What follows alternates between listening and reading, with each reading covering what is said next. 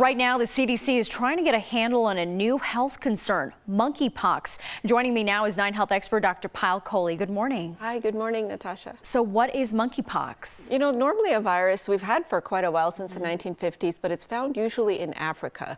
So this is one of the bigger outbreaks that we've had in multiple non-African countries, and that's partly why it has us so concerned. So it's a virus that can spread from human to human.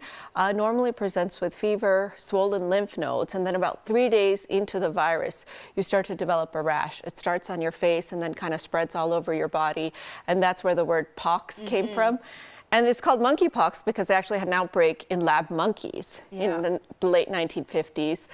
So it's something we're concerned about just because we don't normally see it spreading in the community in people who have not been to Africa directly. Right. And these rashes, and we do want to warn our viewers that some of the imagery of the symptoms might be disturbing because these rashes, as you can see, I mean, they are really bad. The rashes can be really bad. The virus itself can also be pretty serious. So some of the strains that are found in Africa can have a mortality of 1 out of 10. So not as serious as smallpox, but that's still really high. Right. The strain that they think is now in Europe and probably here in the US as well has a little bit of a lower mortality, about 1 in 100, but still can be very, very serious. And the rash, of course, can cause sloughing of the skin. The virus itself can last for a while.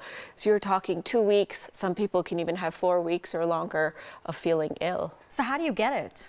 So it comes through close contact. And I want to be clear here that it's a little different from COVID. So when we say respiratory droplets, which is how it spread, we're actually talking about contact with body secretions such as saliva or large droplets. It's not aerosol spread like COVID, meaning casual contact probably won't do it. But different from COVID, you can also get it from contaminated clothes, contaminated sheets. And I know that's been a concern for some people because there's some cases in New York. People are saying, should we go to clothing stores and try on clothes there because it could potentially spread. This particular outbreak, as we've talked about, is occurring in men who have sex with men.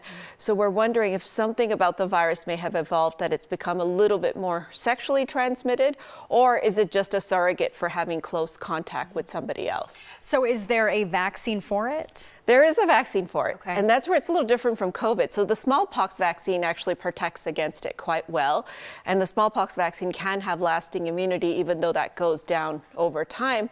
But there's also a specific monkeypox vaccine, which is a live attenuated vaccine. Up until now, we've only really used it in lab workers and people who are high risk for exposure.